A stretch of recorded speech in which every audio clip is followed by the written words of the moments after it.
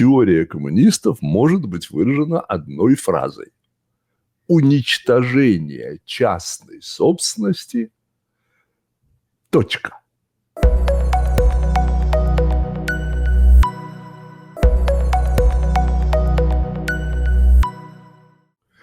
Тема 16, занятие 6.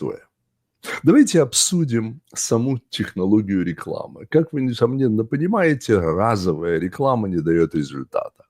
Секрет успешной рекламы в том, что она должна повторяться снова и снова, раз за разом, снова и снова. И повторение за повторением, если она должна хоть как-то повлиять на покупателя. И реклама будет способствовать продажам даже тогда, когда ее содержание неприятно. Именно простое повторение рекламы приводит к продажам. Если история о человеке, чья любимая телепрограмма спонсируется сиропом от кашля, Father's Jones, например, да, вот он считает, что, наверное, считает, что реклама крайне безвкусна. Ему не нравится диктор. Вся эта затея кажется ему отвратительной. Тем не менее, он год за годом слышит и видит эту рекламу. Однажды вечером он просыпается и обнаруживает, что у его маленького сына приступ кашля. У него важная деловая встреча, он не может уснуть, а утром ему нужно рано вставать на эту встречу. И, наконец, в отчаянии он звонит круглосуточному аптекарю и говорит: скорее, у моего сына приступ кашля, пришлите что угодно, сироп от кашля Father Jones, и поторопитесь. Что произошло? Это было единственное, что пришло ему в голову: сироп от кашля Father Jones. У людей есть склонность запоминать то, что они слышали многократно, даже если контент был неблагоприятным. Кто из вас когда-либо видел по телевизору рекламу подержанных автомобилей? И нравится ли вам вообще такого рода реклама? Возможно, вы считаете ее довольно безвкусной, грубой, если не откровенно отвратительной формой рекламы. И все же в этом есть нечто любопытное. Неважно, насколько неприятен продавец, он все равно будет эффективен. Главный пессимизм сегодняшнего дня, что массы выступают против капитализма, ошибочен. Массы сейчас не против капитализма и никогда не были против него, потому что, чтобы быть против чего-то, нужно сначала знать, что это такое. Вы думаете, массы против всего этого общественного устройства, механизм которого способен полностью защищать все формы частной собственности? Думаете, массы выступают против этого? Они не знают, что это такое. Они никогда об этом не слышали.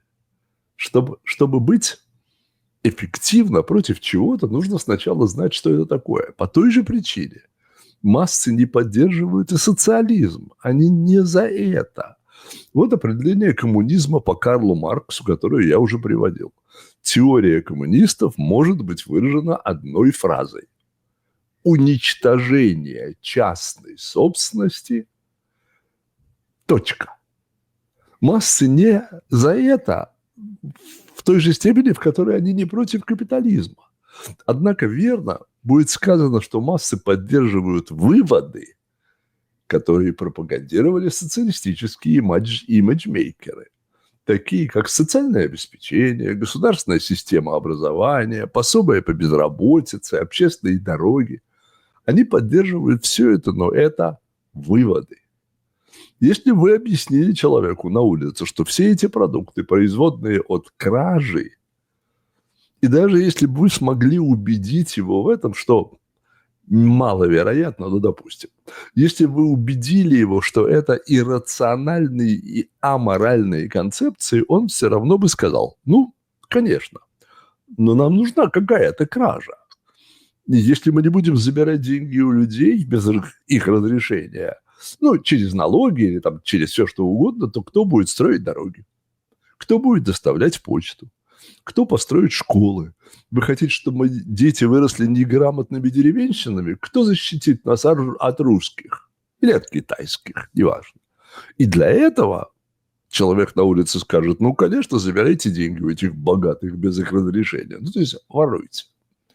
Массы не были обучены принимать социализм. Образование и социализм вообще-то взаимоисключающие вещи. Они пришли к принятию социализма через процесс принятия выводов. источник которых им неизвестен. Капитализм или капиталисты будут обращаться к массам таким же образом. Только капиталисты не будут использовать обман. Им не нужно использовать аргументы, рассчитанные на то, чтобы запутать или ввести массы в заблуждение. У капиталистов есть значительное преимущество перед социалистами. Капиталистические образы превосходят социалистические по двум причинам. Они превосходят с моральной точки зрения и с рациональной, практической точки зрения.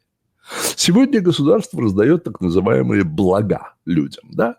Это делает людей счастливыми. За эти блага платят, украв. Правильно? У кого-то украли, отдали кому-то другому, сделали его счастливым. Это воровство. Государственные программы в большинстве своем, дамы и господа, все имеют хороший имидж. Массам говорят, что они получают бесплатное образование. Им говорят, вы можете учиться сколько угодно, и вам это ничего стоить не будет. Проблема в том, что оно не бесплатное, и это не образование.